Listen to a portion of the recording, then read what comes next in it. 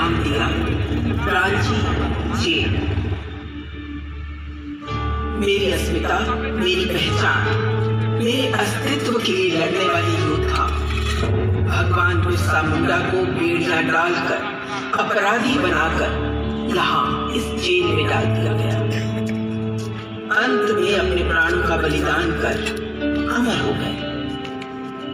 यहाँ मैंने अपनी गोद में अपने लाल, अपने सपूतों का साहस देखा, उनके आंसू देखे, उनकी पीड़ा देखी और इस दुख ने मुझे ये भी ज्ञान दिया कि इंसान अपने लालच, अपनी भूख से कितना नुकसान, कितना विनाश कर सकता है।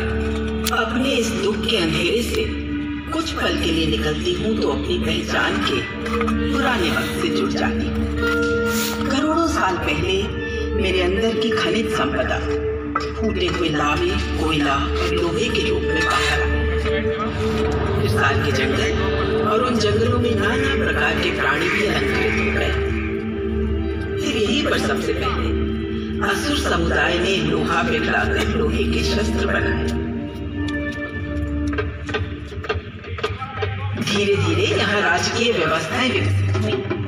पाल वंश के पश्चात पलामू से शाहबाद तक 13 शासकों ने 12वीं से लेकर 19वीं सदी तक शासन किया।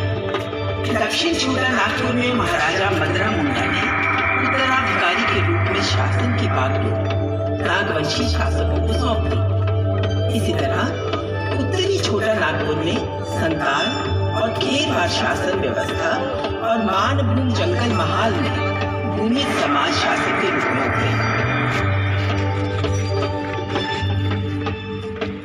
मेरी गोद में अंकुरित आदिवासी समाज मुझसे आस्था और स्नेह की डोर बांधे अपनी बनाई व्यवस्था में चल रहा है। यहाँ जीवन था।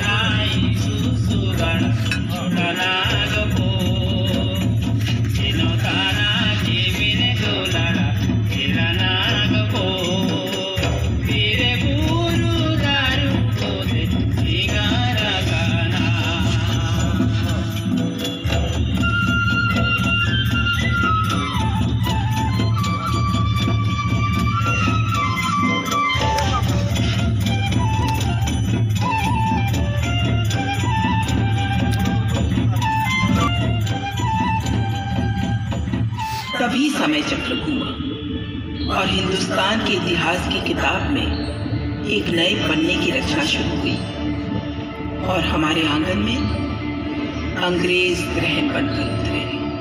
सन 17वीं सदी की शुरुआत के दौरान ईस्ट इंडिया कंपनी की शक्ल में व्यापार के लिए आए अंग्रेजों ने अपनी सेना और सरकार बनाकर बंगाल पर कब्जा किया।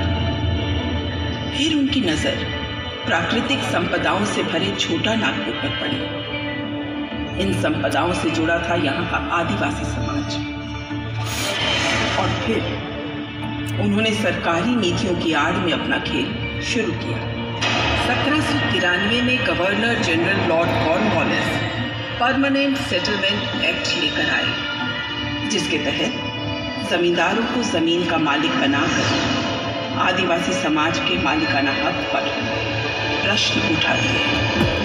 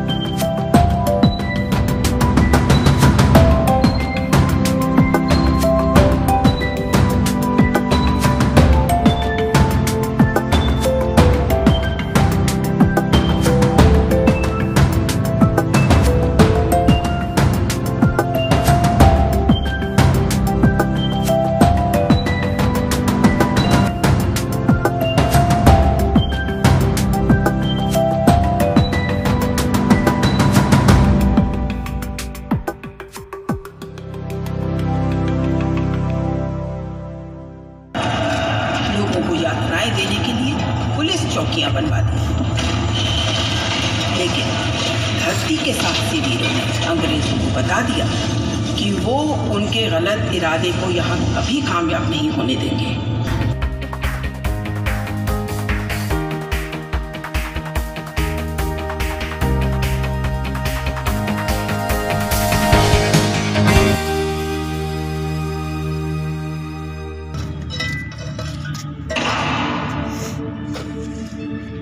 अंग्रेजों के अत्याचार के खिलाफ आदिवासी समाज का उबाल बढ़ रहा था।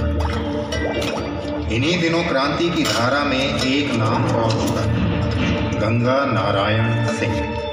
इन्होंने भूमिज समाज को संगठित करके अत्याचारी सरकार को अपनी धरती से उखाड़ने का बीड़ा उठाया। गहरी समझ, साहस, इस समाज के हो मुंडा उराव गुलगुलान की कमाल संभाली सिंधभूम जिले के एक गांव राजबासा के पोटोहू ने। पोटोहू ने अपने साथ देवी हो, गोरा हो, नारा हो, बड़ाई हो और भुगनी हो जैसे योद्धाओं को जोड़कर अंग्रेजों के खिलाफ आंदोलनकारियों की एक फौज बनाई। रांची जिले के गांव सिलगाई के निवासी वीर बुद्धू भगत ने वो मुंडा उराव विद्रोह, जिसे कोल विद्रोह कहा गया, उसमें बड़ी भूमिका निभाई। उन्होंने अपने समर्थक क्रांतिकारियों को पारंपरिक शस्त्रों से लड़ने की नई शैली सिखाकर उन्हें अंग्रेजों के सामने मजबूती से खड़ा किया।